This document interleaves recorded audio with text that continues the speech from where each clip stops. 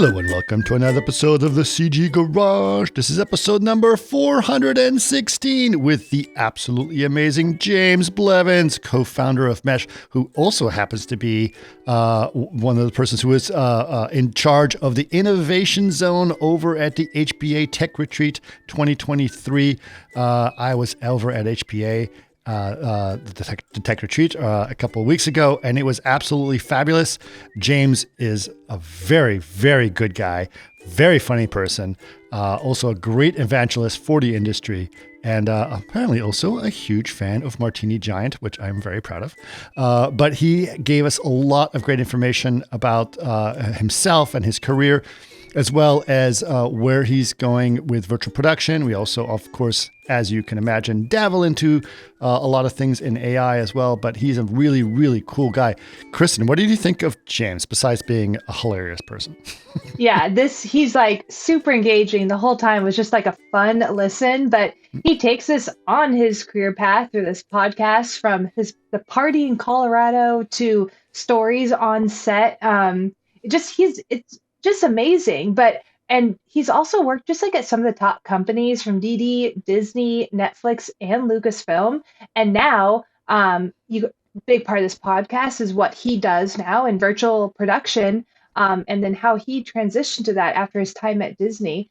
And like you said, he is co-founder at Mesh, and it is to explain it, a team of virtual production specialists with the experience and contacts to launch a virtual production project in as little as 6 weeks. So it's really cool. It's super interesting to listen to, and such an amazing thing to do. Yeah, I mean, really, if you think about it, what he's doing is almost like a consulting company for helping people who are transitioning into virtual production process, because suddenly what you're doing is you're throwing a whole lot of CG to people who normally just hand it over to someone else, and now they have to manage that CG much more directly. And so James and his group is the perfect people to sort of help them make that transition. And his role is, he calls himself a virtual production line producer, which I think is very important, and sort of thinking about all the crap you have to get together for your virtual production needs. And it's really cool. So really exciting. Okay. Hope you guys enjoy that one, but let's a couple of announcements. The first one is we do have a V-Ray 6 for 3ds Max Update 1 is out. And of course, if you're asking about the other lines, other products, those will be coming out shortly, as we always say. But lots of great updates here to some new masking tools that have been put into and lens effects for lens effects and denoisers. There's also been a bunch of light material post-processing that has been done as well. Some work on the USD stuff on that side of things. It's much faster at loading heavier scenes. New environment fog is up to 30% faster. And then obviously 50% less GPU memory for textures as well. So lots of updates, really good one. Go check it out. Of course, you just go to chaos.com for that. Okay, we've got a couple of events coming up. Kristen, what is happening? Yeah, so you can find this out at chaos.com/events, but this is one we have been talking about over the last few weeks. It started January 31st, and it will go through this month on March 30th. So you can watch recordings of tools and techniques to visualize an eco-friendly home. So you can learn how to render an animated virtual tour with Chaos Vantage in V-Ray 6 for SketchUp. So this is a recorded video, so you can just sign up and watch it until March 30th, again at chaos.com/events. Perfect. That's really great. Okay. If people want to follow us, where can they go? You can go to facebook.com/CG Garage Podcast or chaos.com/CG Garage. And if you'd like to watch us, go to youtube.com/Chaos Group TV.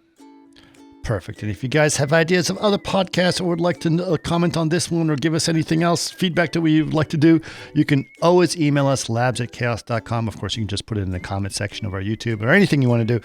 But always an email is always appreciated if you want to have more of a one-on-one connection with us. But for now, please enjoy episode number 416 with James Blevins. Welcome to another CG Garage, where the Chaos Group talks. You'll know it's over when the last bucket drops. We're gonna fire off rays in high dynamic range. We know that ambient occlusion is passé. Global illumination won't lead you astray. And while image-based lighting is really swell, you need to make sure everything has Fresnel. So, this is good. It's got this, it's good for distribution. His whole point was, you mess with my highlights, you're going to have a bad day. That's Rob Legato. Oh, right. Yeah. Because of color space. Yeah. Well, and highlights. Yeah. Don't mess with the man's highlights. I get it.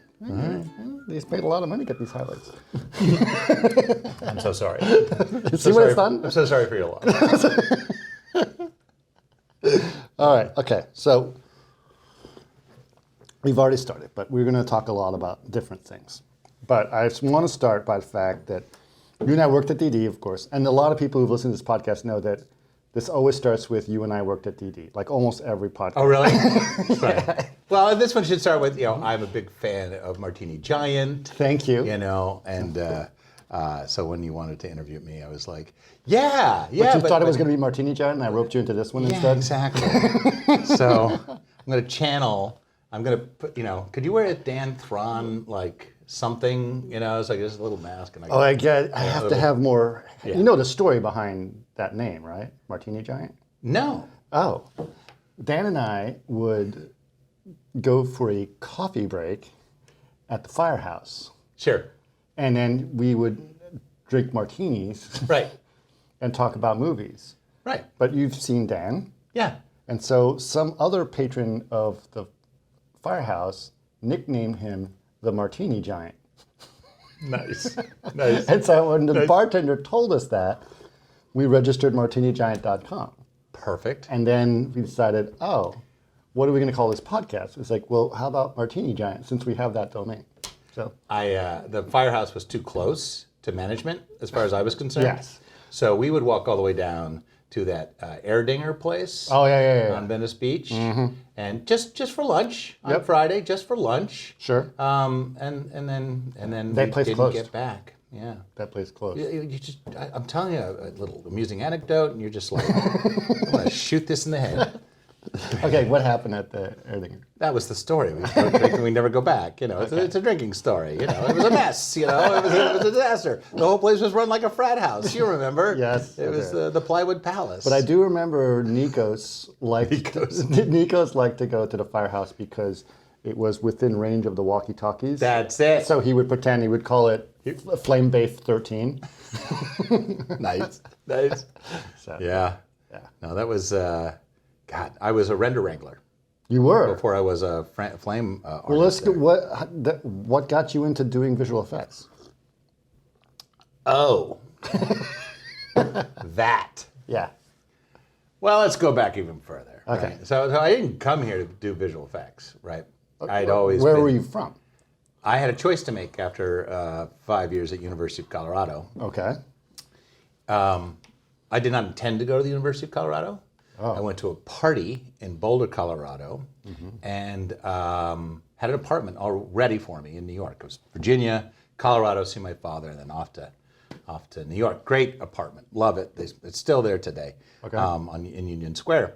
But I went to a party, and I was like, "What's the rush?"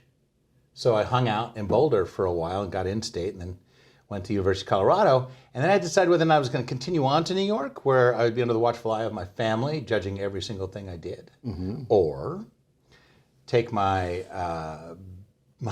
my education and go to Los Angeles. And I'd already been to San Diego and just fell in love with the West Coast, and it was an easy choice. I convinced someone to give me a ride out there, and went to LA with the 5 to 10 year plan for overnight success. That was the thing. It was going to take 5 to 10 years for overnight success. So I started on. But the controversy between overnight is not 5 to 10 years. It is. No. It's that is the way it works. Okay. No, there's certain things. It's like overnight success in Hollywood, 5 to 10 years minimum. Right. Okay. Okay. So if that's that, do the math. Yeah. Do the math. All right. So we started on set. And I was about to leave, and a director buddy of mine said, "Don't leave. There's nothing left for you in Boulder. Stay here. Get to be a driver on the show." Right. And the show was Swimming with Sharks. Oh. And so I was a driver on Swimming with Sharks for about a week. before the production team, who of course were in sort of just craziness of mid-tier production, were just like panicked, and they went to a location and everything was just a mess, and the 18-wheelers had showed up, but there was no real transport captain, so no one knew where to park, and the cars were in the way, and the guy came up to me and goes, James, do you want to be transportation captain? And I said, does it pay more? You know? Yes, it does. Well, sure, I'll do that. Fantastic. Now get all of these cars out of the way. And that's why I'm now transportation captain on Swimming with Sharks. But earthquake during that movie, whole earthquake story there we could go into. Northridge? Yeah. Okay. Just in time for the earthquake. It was just we all have an earthquake story, right? Right. Were you here for the earthquake? I was not. Oh, dude. Well, a lot of us have an earthquake story. Sure. I do have an earthquake story, but it was in Athens, Greece. Oh. Different earthquake. Well, shall I interview? No. Go ahead. Tell me your earthquake story. Okay, all right. So it was the earthquake story, there was an earthquake. We'll just leave it at that. Okay. It was a big fat mess. I did think that since Clinton was in Russia at the time on a summit, I was half asleep when I was awakened. I was sleeping on set in an RV, and I thought, well, the summit must not be going very well. Right. I had no idea what was happening, and it was obviously, when I finally woke up, it was an earthquake. Okay. So art department, props, weapons master, went through a lot of the... You were on set a lot. Yeah, I was on set for a few years, but I had always had this, I was always building my own computers. I was always a programmer. Interesting. So I was always able to... I built the first ELF 2 Heathkit computer with my uncle, pounding assembler in, So none of the pieces had really changed, right? There was always processor, there was always memory. Sure. There's not enough of all these things. There's always like, how do you get it to a tape and off a tape? And all this stuff was just sort of rising up, and little pieces were rising up with it. And it... What was your first computer? What was that? It was like a TRX 80. Okay. And then some rich kid had an Apple IIe. Oh, yeah. It got on there. And the Amiga, was floating around. Yeah. And at Charlottesville, Virginia, the university system, any citizen can have a mainframe account. So I was a 12-year-old with a mainframe account. Oh, wow. Yeah. So it was a great program, and so I was just riding the wave of tech, getting onto BBSs and all that stuff. So all this to say that I had an appetite for tech. Well, a buddy of mine, the guy who drove me out from Boulder, who had a great career in government in LA, and I think he's just retired, he told me about a temp job at a place called Cinesite. Yeah. And they were pulling shots off on the Metrum tape. Okay. And he was like, this job is yours, man. I'm a temp. I got to go to other things, but this is right up your alley. Right. So they wheeled me into that room at Kodak with $10 million of computer equipment and said, can you help? And I was just happier than a pig in poo. Really? It was just so much fun. Yeah. Slinging data for all the compositors, and they sat us right in the middle of the lightning scanning recording systems. Yeah. Glenn Kennel was there writing white papers on the Cineon file system. And it was the first time I got to have my hands on a real R&D team at Kodak. Yeah. And it was just great. That's it. That was my first digital job, was right there at Cinesite. And 15 years of visual effects. Right. And then did a whole bunch of other stuff after that. What was your first film you worked on? Waterworld. Waterworld. Yeah. Digital film? Yeah. Waterworld. Yeah. Wow. Yeah. That's followed quickly by a myriad of small shots and everything, Air Force One and all this stuff, until finally the one I get the most traction from the generation below us. Right. You're looking at the lead data engineer for Space Jam. Oh, right. Yeah. Yes. Yeah. The You basketball. believe you can fly. Yeah. Yes. I'm telling you, it was a big thing, and there were like Space Jam parties. I tell people who are like in their 30s or, that I worked on Space Jam, and that's the one that gets them. I have the same with Ghost Rider. Right? So you get it's it. like, Ghost Rider. Oh, Yeah. that's so good. Waterworld is always a mixed reaction, right? Because it's like, it made such a big splash. I'm sorry. But it was. It did. It did. But I mean, Waterworld was tied up in like all this stuff.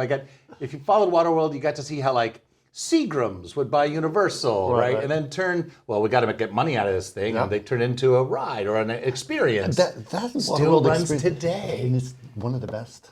One of the best. It's really great. It is fantastic. Some guy got injured like a couple weeks ago.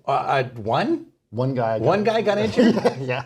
That's amazing because you've seen the show. Oh yeah. I'm expecting one guy a week should be injured. I can't believe they do it like 3 times a day.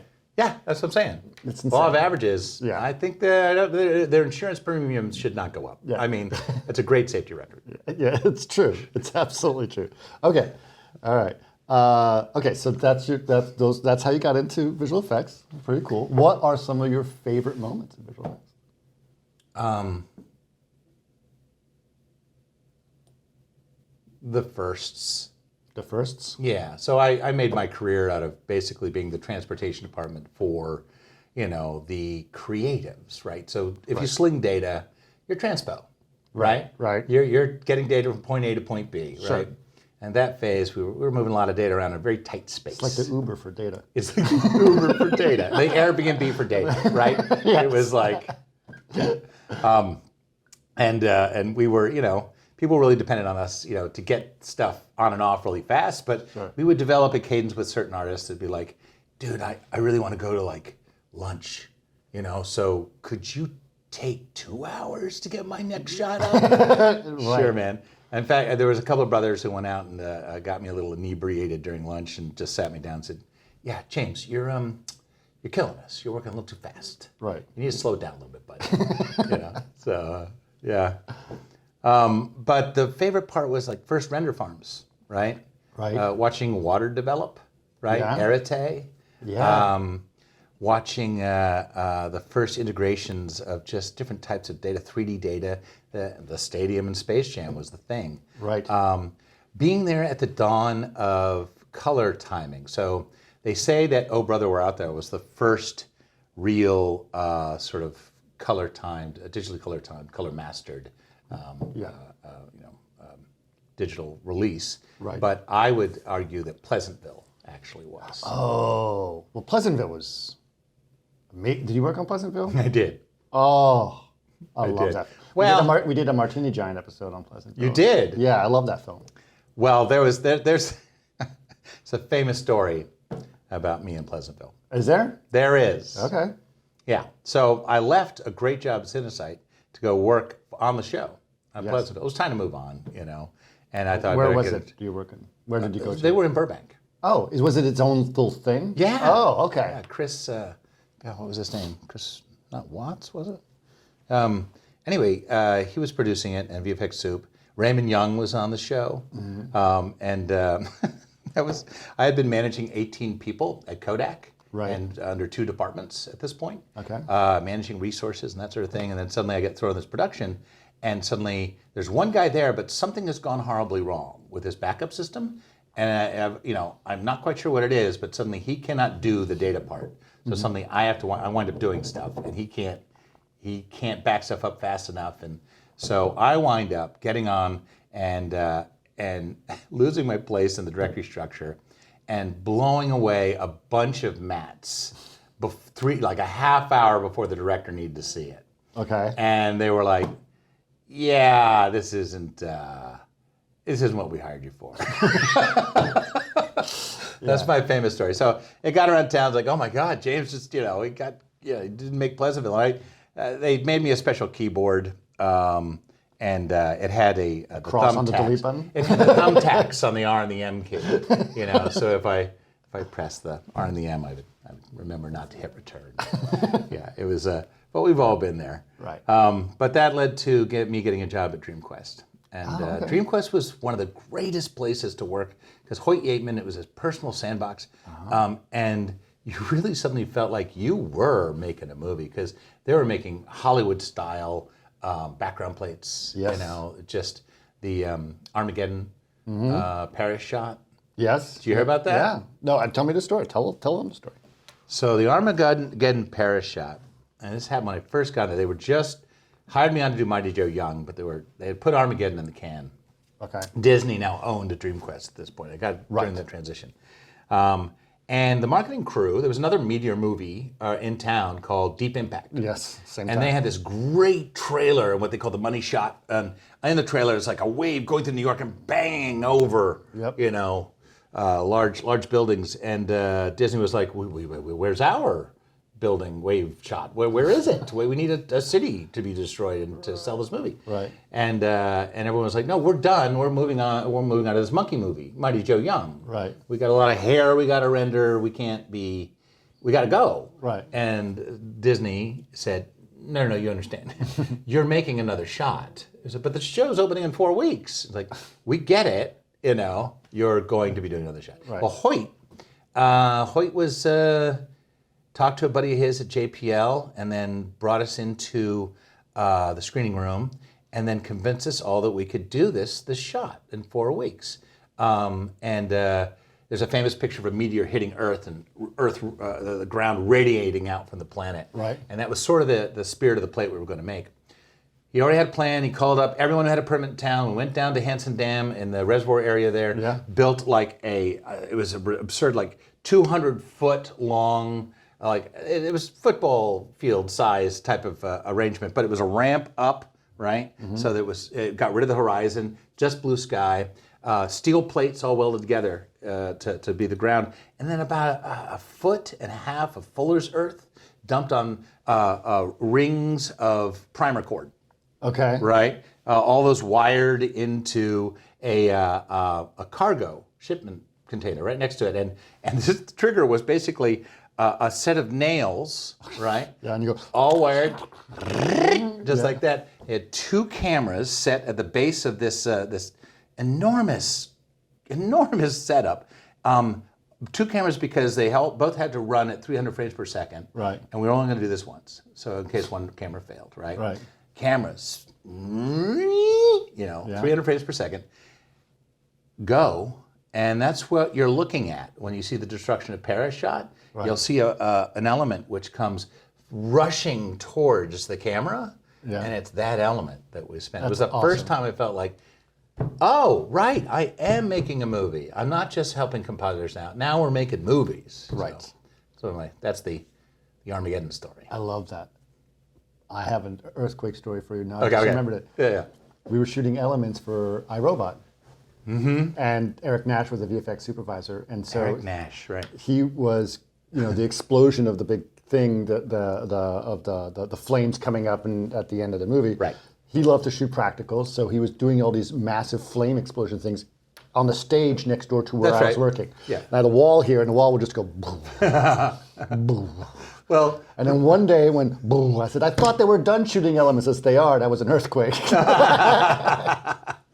Well, Hoyt would, he had this incredibly beautiful way of shooting dry for wet. Dry for wet? Yeah. Honestly. And it was build a huge submarine, right? Yeah. Crimson Tide, right? Sure. Stage had an incredible XYZ control system. Okay. And you put this model on this track, right? So you could move the camera and the submarine, articulately, fill it with smoke and atmosphere, right? And then comp in a minutia layer, right? Okay. Of just sort of little particles floating around, right? And it really it was 1, 2, 3, looked great. Awesome. You lit it very starkly, and it was amazing. But then you had those underwater explosions, and so they went down to this place, an old place where they used to test, I think, some sort of astronaut gear, I think actual suits, right? And you could see them, right? There was a pane of glass, but they weren't using it for that anymore. So they filled it up. You could film explosions in it. Okay. And they went there, and they got, first explosion, got, just great look, big flash in the middle, the air bubbles everywhere. But the window it was like, it bowed out, it was a whoa. It was like, no, this thing's probably not designed for this kind of work. But, Mavericks, what are you going to do? It never broke, but it definitely bent. Yeah. That's awesome. Yeah. That's awesome. I wasn't there on that shoot, but I just, they'd come back from the field and say, you know what? Here's a story. Yeah. So I want to find, you're doing a lot of virtual production stuff now, but how did you make that journey from what you're doing now, and how does that turn into virtual production? Sure. I really got pulled into post proper after my time at Disney. Okay. I was supervisor of the Disney Digital Studio after I was CTO of Sway, right? You were. And then they pulled me in, and I spent 7 years at Disney going, hey guys, we can do a lot of this with a computer now. and it was great, and made a lot of friends. But then after that, I got pulled into Netflix, where my colleague Jude Babcock, who I owe a substantial portion of my career to, we had met at Disney. Okay. He was post under Jeff Zacka, known as the Sheriff. Right.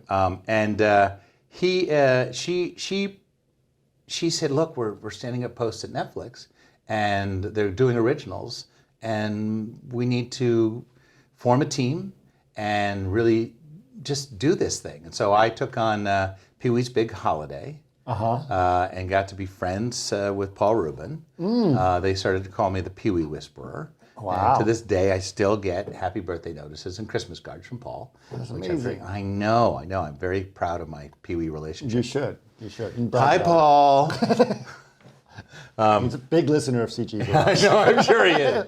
Yeah, well, I watch everything he does. So that's when Jude just took me under her wing, really, and just said, "Look, everything you know and have been supporting us, you just now to increase your knowledge of schedule and budget." Right. And so we did that, and then along the way, we were telling all the people at Netflix, like, you actually do need to have a real production department and a real post department, because what we're doing is post, but it really should be separate from distribution. And at Netflix, it wasn't the case, because we were doing post, but we were also making sure that the Polish subtitles were correct. Right. I mean, it was end to end. Yep. And at the end of that, I was doing a show a week, and some of those were episodics. It was crazy town, but. We got the first Oscars, where it came out of my team. I moved over to documentaries and Docs and Comms. Hi, Docs and Comms. and we just, it was, Netflix was a lot of fun. Yeah. I've never seen a greater commitment to just putting their money where their mouth is, but committing to an idea. Right. And allowing no hurdles to be put in your way in the form of top of market pay, and access to technology. And I was delivering a show a week. It's insane when you talk about the way we used to do things, right? You'd be amazed what happens, and Netflix is a perfect example. If you just slather the entire pipeline in technology, make it available and accessible, it's the first global IP network is the result. Right. So once I got my post-production chops at Netflix, I was pulled into, I tried a startup for about 6 months with Daryl Strauss, who wrote Pulse at Technicolor. We were going to give Pulse to the masses. Okay. Did you know venture capital is difficult to find? Yes. Yeah. Depends on what years are. Well, Frame.io had no problem finding it. Right. So we just decided, well, this is not our year. And then I got the call from Lucasfilm asking if I wanted to work on The Mandalorian. Nice. Of course, I said, well, if I have to. No, I was just incredibly honored and surprised to be pulled in. And of course, it was Jude again, who had pulled the strings there. And that's when I bumped into Clint Spillers and Chris Williams and the virtual production thing. Right. So that's how VFX support went into post, went into virtual production. We were part of the conversation about the color off the wall, and post will continue to be in the conversation about calibration for a color pipeline. Yep. And so that's why we're in the room. And then because we're post, everyone turns to us for review. And so we have to make sure that the review process is happening and taken care of. And so we're pulled into the production meetings. And so, and with virtual production, I realized that there is an entire mastering process that has to happen before your first day of shooting. When mastering is, certainly VFX does it, but that's really kind of post job too, right? Right. And so you fix it in pre. Yeah, you fix it in pre. That's how we got in there, and Clint took me under his wing, and basically. Just allowed me to interact with the Happy Mushroom guys, which are now Narwhal. Yeah. And then when I didn't go on for the third season, I started a company called Mesh. Yes. Right?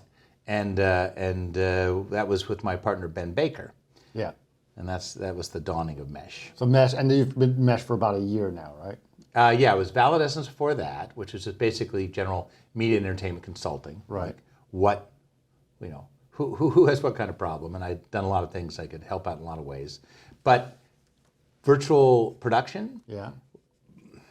there was an ETC project called Fathead. Yes. So it was, we can talk about it now, but at the time it was Amazon's virtual production stage. Yes. Stage 15. been there.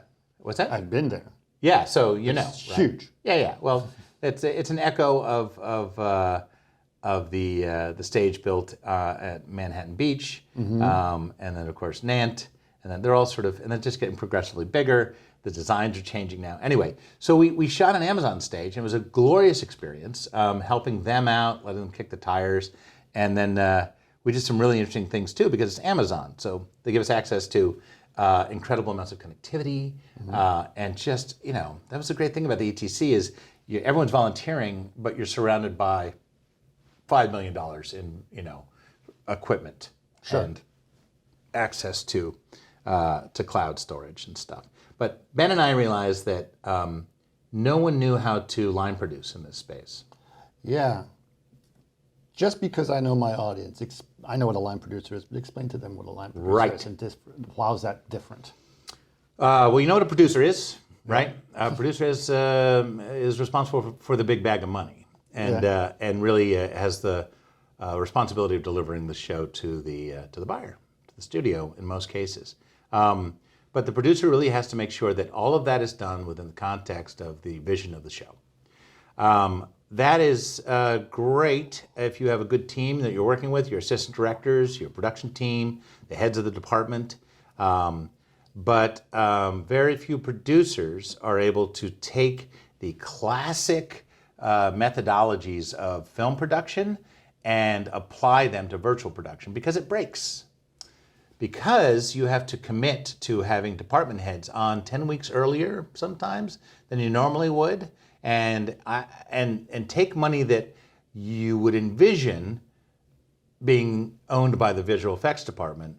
That money now has to delicately be spent either by the VFX department or maybe by the art department.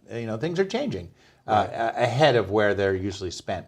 And so a line producer that does virtual production is meant to specifically control those costs using the conventional tools of budgeting and scheduling. What Mesh does is remind productions they already know how to produce. We just give them the line items to do so. So Mesh has a model where we're in for about 6 to 8 weeks on your show. We get you the people that you need. We'll help you build your virtual art department. We did this for Megalopolis. Okay.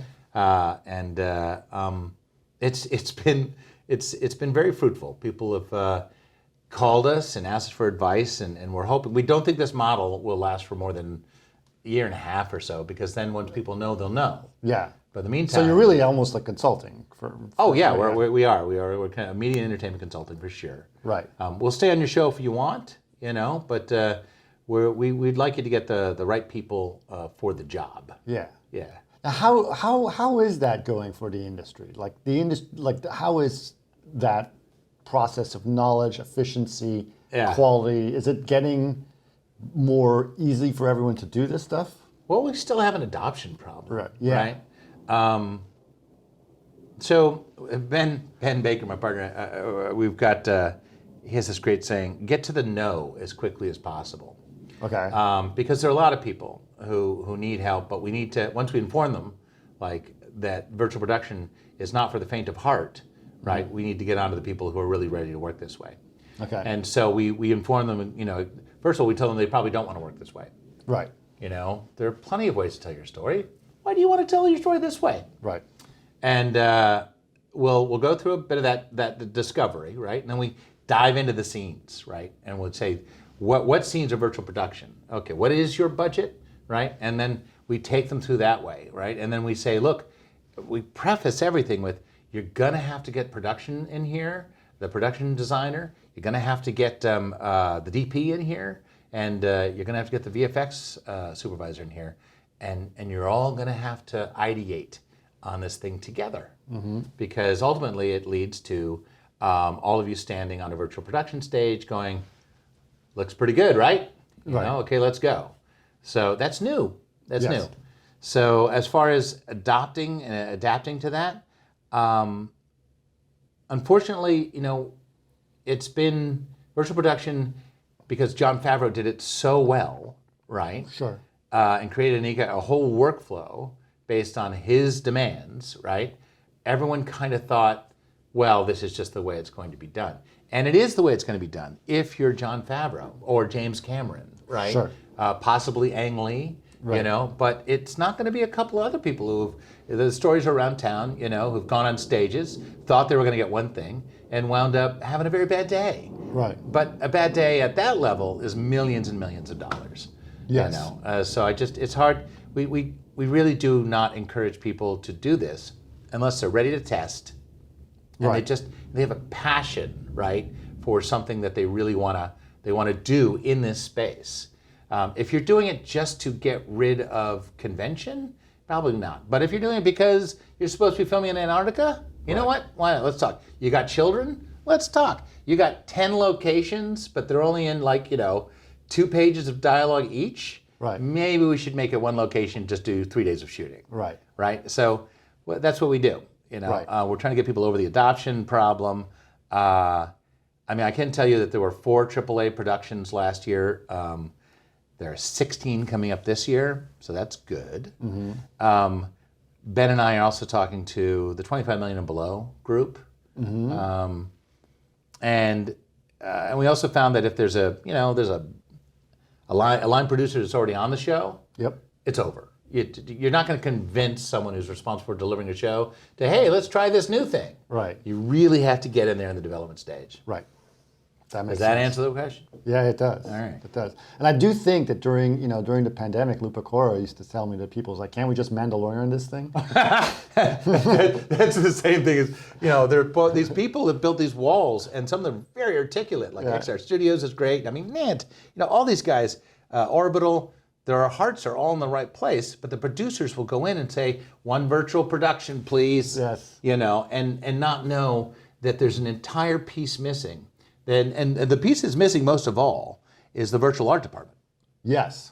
The VAD. The VAD? No, what's a VAD? What the hell? Why do I need a VAD? What's a VAD? Why would I want Someone's got to build it. Someone's got to build it, deliver it to spec, create an environment to iterate. Yeah. Right. It's not just building it once. It evolves. Right. Right. And Pixamundo, of course, the one I didn't mention yet.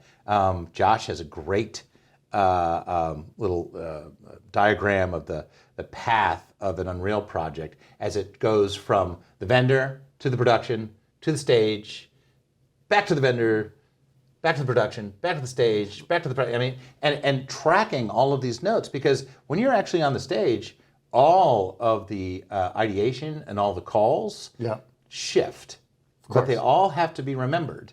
Yes. Right?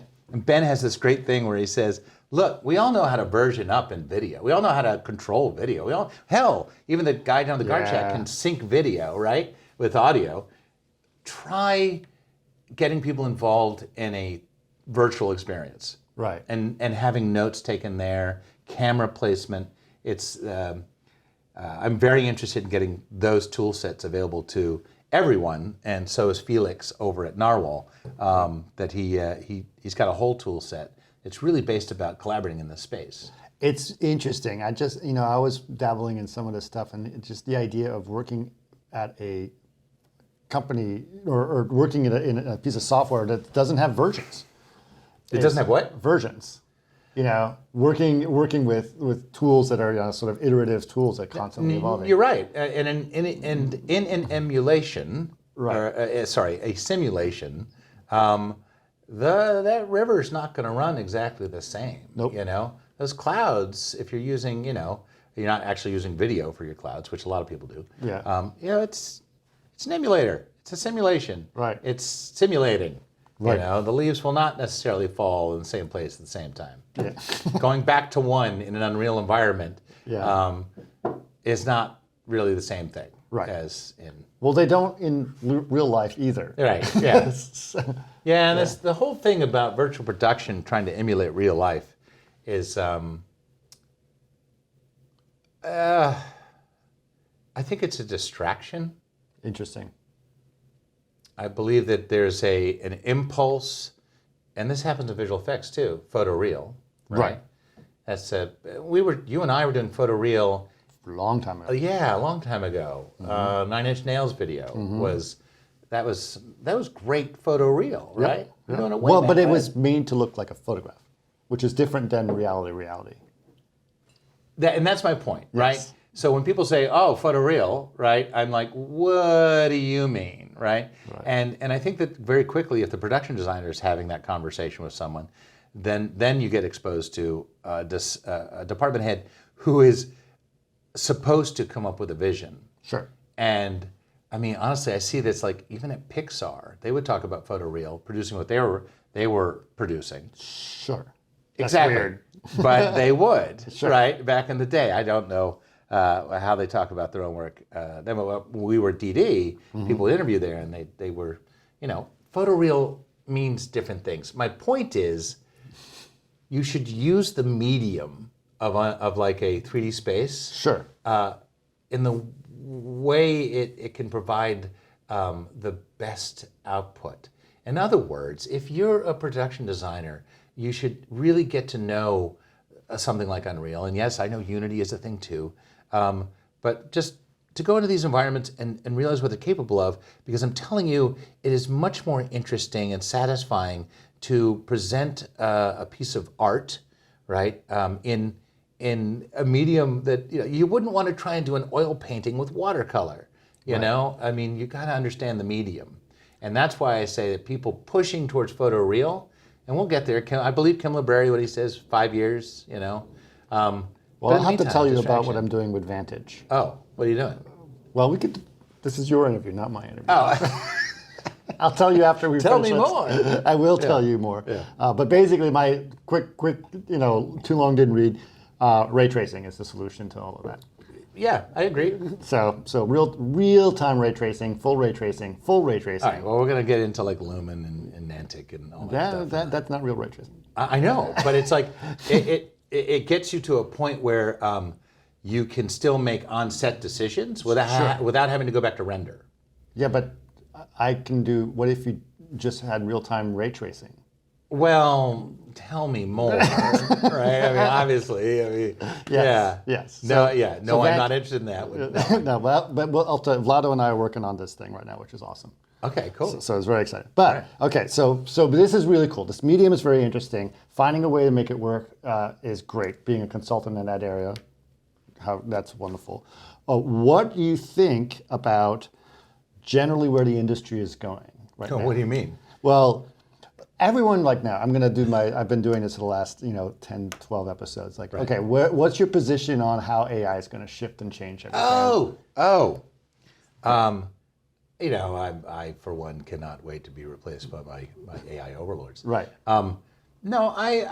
So this was the week that ChatGPT really got sort of ran with the press, right? Yeah. And I view this entire fascination with the language emulators as a bunch of people being amazed that it acts like a human, but we're anthropomorphizing. It's what we do. Sure. We make whole entire cartoons by slapping eyeballs on a tea kettle and making it sing. Right. And crying when it breaks. I mean, it's I feel like So I mean, so you have a language emulator that does a good job, right?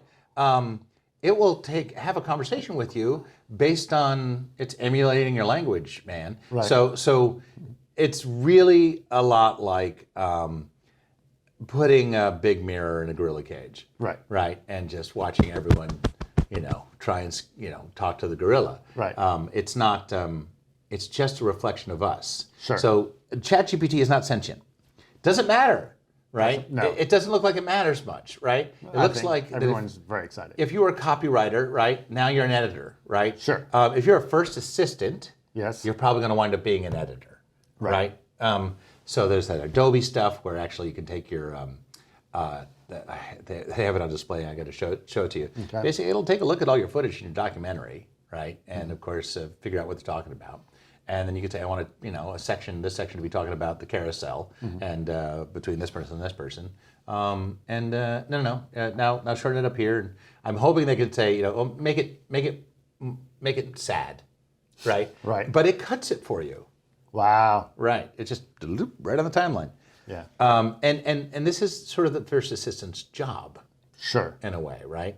And it gets, what I see is the drudgery is being removed from much of the process. Yep. Do you know the Steve Jobs clip that kind of circulated last week? Steve Jobs, I think it's the 80s, Okay.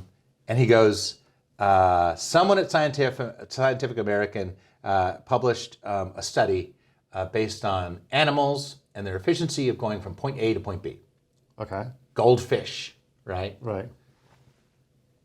Point A to point B, and relative to their size and all that stuff. It factored it all in, and included humans, right? Condor wins. Condor is the most efficient at conservation of energy and getting from point A to point B. That makes sense. Glides its way there. Yeah, but then you have the invention of the bicycle, Right. and of course suddenly man, boop, right up top, Right. easy peasy, right? I believe that ChatGPT is the bicycle of the written word. Oh, right. Yeah. Okay. That it's great at marketing material. Oh, yeah. Because I don't do well with that stuff. It's great at SEO. It's so good at SEO Yeah. that it's going to screw up all of SEO. Well, Because everyone's going to it's going to be a race to get your eyeballs to the point that I think that search is going to be screwed up. I think that I was very proud of the fact that I could write a sort of passive-aggressive letter to a company about how frustrated and disappointed I was that they hadn't compensated me for my late flight. Right? Sure. I'm very disappointed, blah, blah, blah. I saw a TikTok on a woman who was telling the world that she had used ChatGPT to write such a letter, and it was perfect. Better than I could have written myself. Right. And so it's going to do two things. First of all, it's going to lower the value of my letter. Right. Because now everyone can write one of these. Yes. Everyone's going to be a good writer. That's right. but maybe it will either put more pressure on customer service to do the right thing, or it's just going to break customer service. Yeah. Yeah. Agreed. Anyway. Okay. What about the current situation with text to image stuff? And how here's what I'm getting at. There are a lot of people who are like, this is awesome, this is stealing my material. There's a lot of that controversy going on. Yep. It is a minefield, which you don't have to enter. I am happy to enter. Okay. I'm a man of the people, right? Okay. I believe one of those services created a list, some living, some dead, of the source of their work. Right. Okay. Well, if they asked people to be on that list, great. Right. If they didn't, we might have an issue. So take a look at what's happening in California, and we're following the footsteps in Europe in terms of asking companies to, one, tell me what you know about me. Yes. And then, great, now forget it. Right. Right? That's a right in Europe. Right? Yes. As part of the European Union. It's going to be a right here in California if everything continues the way it is. This is why you have to continually say, confirm my choices, on every website now. Right. Is because we're moving into this state. And is it enabling capitalism? No. Right. But it is protecting the consumer. So my point is this, is that there is very little difference in my mind between artistic expression and personal information. Mm-hmm. Right? And so if I have the right to say, forget about me, right? Yep. That's my personal, I don't see how my creation, right? And I know we're going to copyright here, and it's a little different, but I think you should have to be able to forget about my work if I ask you to. Right. Right? Now, education, fair use, we're in a pickle, right? Right. So I don't think that these lawsuits are going to go very well for the ones that are in play. I mean, with the Getty one, right? Sure. 1.6 trillion, was it? No. I don't know. It's a lot of money. Billion? Yeah. Trillion? It was ridiculous. I mean, I'm sure they can justify the cost here. But the Getty has to do that, though, because that's their entire business model is to sell you images. Well, except that they scrubbed the thumbnails, not the images. Sure. The thumbnails were out there, right? Right. I mean, they were repurposed, right? So that they're going to make a case, right? Right. But there's nothing that said they couldn't use the thumbnails. Right. They put watermarks on them. Sure. Like, if you want the real thing, you have to pay for that. Right. Yeah, I get it. And so, I mean, do they have a right? Yeah. I mean, what about the website, this person does not exist? Yeah. That's NVIDIA's side, I think. Well, I don't know who owns it, but it sure is amazing, right? And that's where we're headed, is that you will not be able to know what is real and what is not real. And I suppose if I were an artist, I would want to license my voice, my image. I'd go with what Keanu Reeves does, which is do not add a tear to my face if I'm crying, you know? Don't change my performance, right? Right. But I would certainly license my voice. And by the way, I'm the entire corn species in season 2, episode 3 of The Mandalorian. Okay. But I would license my voice, right? Yeah. And tell the people have at it. Just pay me. Right. You know. So that's how I view. Like, if approached properly, I think that you can use those services. Sure. To protect, you know, what you're trying to protect. If you're trying to make an income out of it, I do think that it was mishandled when they made these things. But I don't think the tech bros really knew what they were getting into in that minefield. But here's what I do know, is that even if this particular situation blows up, this tech is like water, and it's going to go right around that event. And we will be dealing with images based on people that never existed. Right. And that's where we will go, because there's no risk. Yep. Because this person does not exist. Yep. Indeed. Interesting. Yeah, there's no straight answer here. My family was entertainment lawyers, Oh, right. so they have an interest. I had an entertainment lawyer on as well, who was the head of SAG-AFTRA, and we were talking about deepfakes and what the implication is for performances and the guild. You know, so very very. Well, what do you think? I mean, what's your point of view? Well, first of all, I think the tool is too valuable to ignore. Right. Right, and so that is absolutely the case. Should you be able to get your data off that? Yes, I believe you should. But there are also, you know, open source platforms like, you know, a Stable Diffusion. You can just make your own Stable Diffusion. That's right. Right? Yeah, and you can exactly. train it on. It's like, oh yeah, I want to train it all on my favorite artists and rip off all his art. You can do that. Right. But that's still stealing. In what way? Well, I don't know, but like it's the same. Okay, I'll tell you Your what. Honor, I don't know, but I'm pretty sure you stole from me. Yeah. But I mean, it would. You could say that, like, yeah, no, well, what is it? Okay, Andy Warhol, right? He takes. Yes, you're right. But he's taking other people's photograph and makes his own art out of it. Right. So the Prince thing. Right. Yeah. The Prince lawsuit and all that stuff. Okay. So how do you stand on that? I don't know. I do think that people should have the ability to control what they're doing. Right? Me too. And for example, a friend of mine who was an architecture visualization guy, and they were doing this rendering of this beautiful, you know, very expensive flat in New York that they were doing. Yeah. Right? And they had a painting over the fireplace, and they're like, well, let's make a painting and make it look a little bit like this. So he hand painted something that looked kind of like a painting. Yeah. And that artist saw that and sued them, saying it looks too close to one of my paintings, and they lost the lawsuit. And this was in a rendering. Well, that's more of an argument of my lawyers are bigger than your lawyers. Yeah, it is. Right. But there's a lot of little guys out there, and they're all getting their shit scraped from ArtStation, right? Yeah. No, I hear you. I mean, it's true. I can only imagine if you were just about to really break out, and suddenly this comes along. Yeah. It's got to be rough. Right. Yeah. No, I hear you. But at the same time, I am seeing the largest interest in art that I've ever seen. Isn't that funny? And some weird people got weird stuff in their head that they're getting out onto Right. I pixels. just sometimes go to Midjourney and see what all of the Crazy things in it? what they're prompting. You know, it's really great. Yeah, absolutely. Okay, I do want to get to HPA because we were here in Palm Springs, Rancho Mirage. Yes, so that's the name of the resort. And I think No, that's the name of the town. Isn't Oh, it? is it? Yes. Well, you know, I never leave the resort. You know, okay. why would I? The HPA is here. Yeah, HPA. Okay, so explain to people what the HPA is. Okay. Well, how much time you got? Okay, the HPA is an industry group. It's similar to the Post New York Alliance, but we're different in a few ways. Mostly because we were formed out of businesses that were doing a lot of work, mostly in the 80s.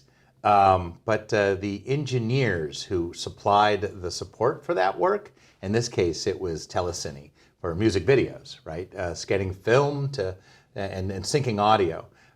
Well, there's a long story there, but basically what was the ITC, which was a group that was formed from that business. The engineers had their own little group. They had a picnic every year while all the muckety-mucks went to Bahamas. They said, you guys go have a lunch.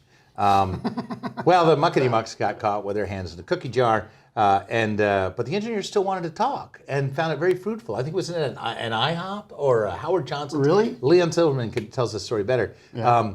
But those guys formed what became the Hollywood Post Alliance. Oh.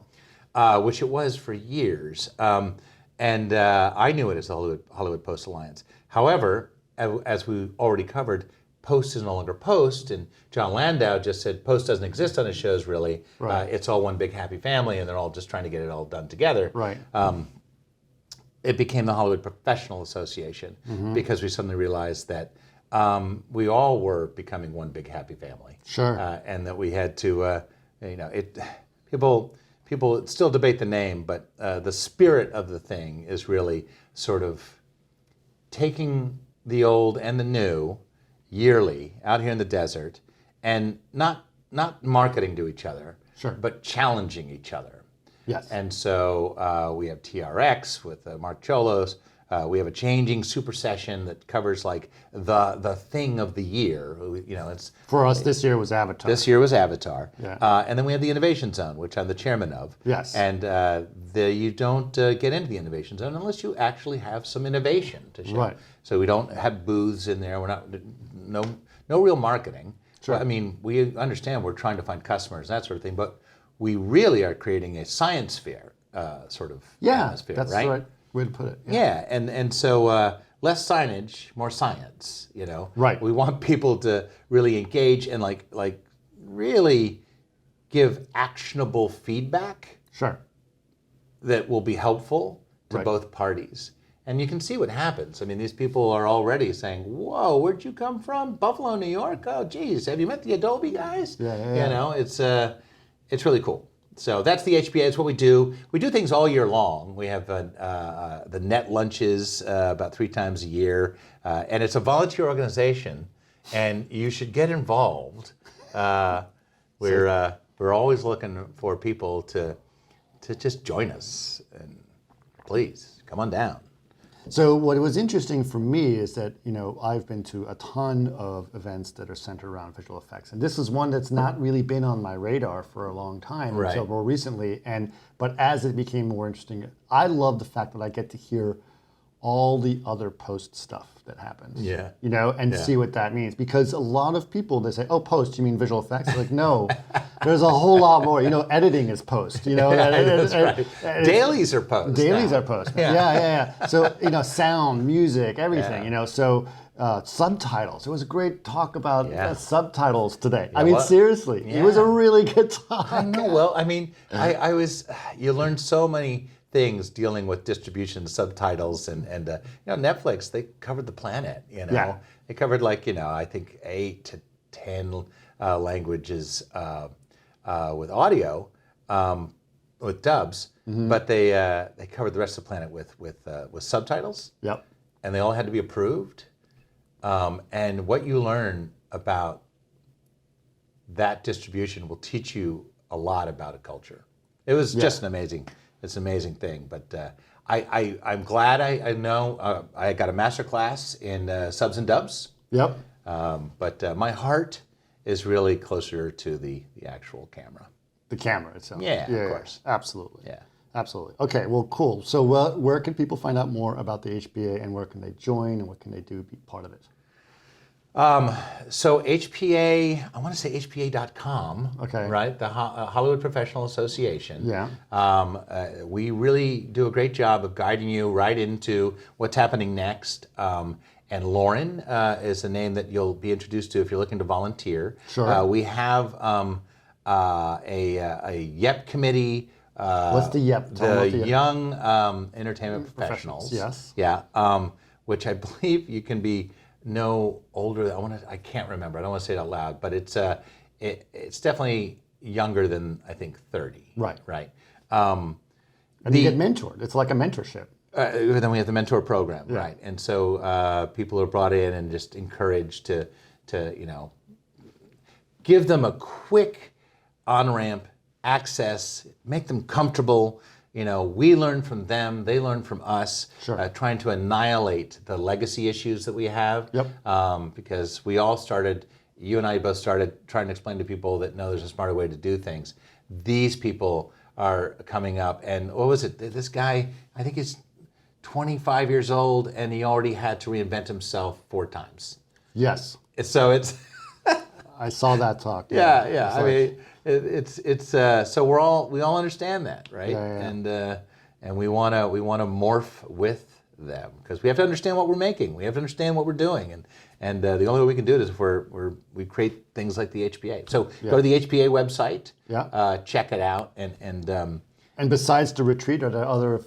Yeah. There's lots of There's events lunches. The Women in Post group. Women- That's an HPA function. I didn't realize that was HPA's. Yeah. It's heavily supported, right? If not, our Carrie is in there, and with their, it's definitely a function of the HPA. My coworker Women in Post. Albana, she just went there and joined that, and she said it was the best lunch ever. Oh man, they give the best lunches. They're really open about everything, and it's really a great forum, and it really has evolved. And the HPA is really committed to making sure that we're including everybody, and we're making a concerted effort to reach deeper and look beyond our current Rolodex. Yep. And honestly, I think nothing taught me the importance of that other than Netflix. Netflix actually has an incredible diversity and inclusivity approach, and something that I'm carrying with me throughout the rest of my career. Awesome.